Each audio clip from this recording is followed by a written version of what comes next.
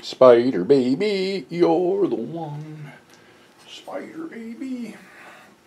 Oh God. I got my pet little spider with me for Spider baby. Such a nice spider. Oh, okay, okay, the dog's coming up. No, put the spider there. Put the spider there. Leave the spider alone. Well, I did say I was going to do Spider Baby, and I am. And this is back to 42nd Street Pete's Grindhouse. And Spider Baby was released in 1967. Or, I don't know what the whole deal was. There's such an aura of mystery surrounding this film. It was finished in '64, and supposedly the producers pulled a bankruptcy deal. Then David L. Hewitt got it and put it out as The Liver Eaters, if I remember the newspaper ad, because I did see the newspaper ad. And it was paired with Bloodsuckers, which was the retitled Dr. Terror's House of Horrors. So this, I remember I saw the blurb. It was playing up at one of the drive-ins in North Jersey, either Partroy or Morris Plains. But, you know, the whole deal, you know, like Bloodsuckers was the top movie, and Liver Eaters was the lower movie. We didn't know what the fuck this thing was. We had never heard of it.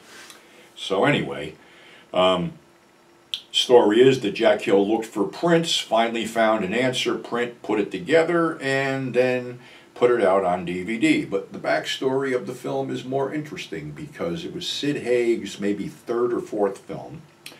And Sid had told me how he prepared for the role of Ralph. He went down to the zoo and watched gorillas interact.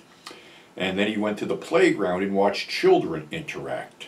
So that's how he came up with, you know, the nuances for his character, Ralph. He had also said, you know, that he was quite intimidated because, you know, having Lon Chaney Jr. in the film, you know, we all grew up watching Lon, and, you know, he was sort of intimidated, and at one point he had to go get Lon from his trailer, and he said, Mr. Cheney, they're ready for you. And Lon told him, no, knock it off. We're working together. I'm Lon, you're Sid. Let's keep it that way. So he was just a really nice, humble guy there. And the other one was Mantan Moreland, and that was definitely his last role. And Sid had told me that this guy was just so fucking happy that somebody remembered him and gave him work again after all these years.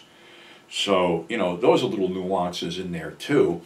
And the whole weird, twisted fucking thing. I mean, this could have been a midnight show. This could have probably rivaled Eraserhead for weirdness. I mean, you got Carol Olmhart, I believe her name was, from House on Haunted Hill, you know, wearing Fredericks of Hollywood lingerie and being actually taken, I guess she was raped by Sid, that's what they implied in that one scene. Then you had Jill Banner and Beverly Washburn as the sisters. Unfortunately, Jill passed away early on. I think it was a car accident, and she was working for Marlon Brando. I think, you know, I'm not exactly sure, but I think the only cast member that's still with us might be Beverly Washburn.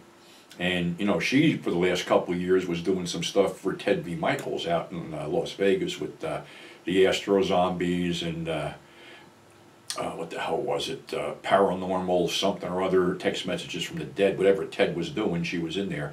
I had met her once at Chiller years ago, and she was a very nice lady. As for Lon, they were saying this was like his almost sunset performance, and maybe it was, because I remember the stories, you know, that Sid told me that basically, you know, Lon was a bad alcoholic, which was a shame because, you know, this is like a cautionary thing, never let anything get on top of you, and he did, unfortunately. And a couple directors that he worked with in his later years basically had said that he walked up to him and told him, get what you can out of me before noon, because I won't be able to do anything after that. He also didn't want a lot of dialogue in some of the 50s things, because I remember The Indestructible Man, he only had a very little dialogue in the beginning, and that was it. And for Black Sleep, which I think was produced by the same company, he didn't have any lines at all. He was a mute, you know, mute guy, mute thug or something like that in that one. So he wasn't really doing too much talking. And I know that, you know, from the cigarettes he had throat cancer, and from the liquor he had all kinds of health problems. And But the people on the set of Spider Baby said he was just a dear man, a very, very sincere man who would cook for them and things like that.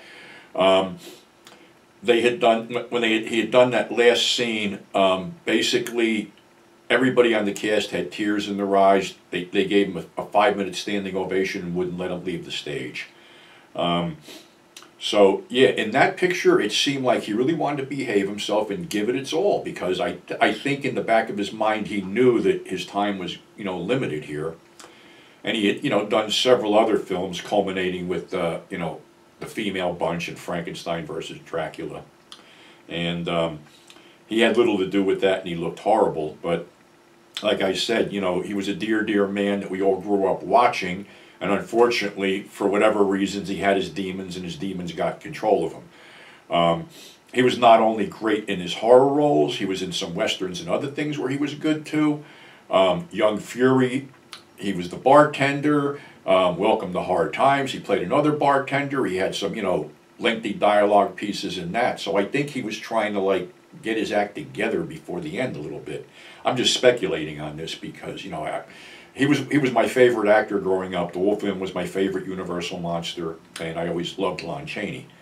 And as for the film still holds up. Why it didn't get a crack at a midnight run is beyond me. Maybe it did in some other parts of the country, but I think this would have been as big as Eraserhead in New York had it found its way there. I don't know about the '67 release. It was probably out and gone real quick because, you know, '60s were weird. They would retitle stuff, put it back out, pull it in. Other than some grainy bootlegs, Spider Baby never saw the light of day until Jack Hill found the answer print and then did a special edition for Image DVD, which is the one I just watched last night. And like I said, the film still holds up. It's creepy. The characters are quirky. Sid did a great twist as Ralph. Jill Banner and Beverly Washburn were really creepy as the little girls and stuff like that. And what the fuck was in the basement? So if you're looking for something creepy and weird to watch on a dark, stormy night, I highly recommend Spider Baby. You know, Lon even sang the title song. And it was released, it bounced around under several different titles: The Maddest Story Ever Told, Cannibal Orgy, and The Liver Eaters, for whatever fucking reason that was. But I think it's available on Blu-ray through Arrow. If you haven't seen it, it's definitely worth a look. It's one of those films that could have been lost and was found just by happenstance.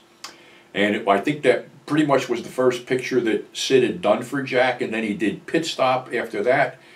And he was supposed to do those Shot in Mexico Boris Karloff films, but something happened. You can see the interview where it happened. He got sort of walked off the set, and he was pissed off because he really wanted to work with Boris Karloff, but then Jack called him up and he goes, "How'd you like to go to the Philippines?" And we all know what happened after that. So again, Spider Baby is a great little movie. It's quirky, it's creepy, in some parts it's scary. Carol Omhart looks great in fucking black lingerie. There's a lot of you know, implied kinkiness and weirdness going on. So all in all, it's a great watch. So definitely check it out. So that's our show for today. Thanks for tuning in. Thanks for subscribing. And we will catch you on the flip side. And I gotta put this fucking spider back in its cage. Jesus Christ, this fucking thing's big.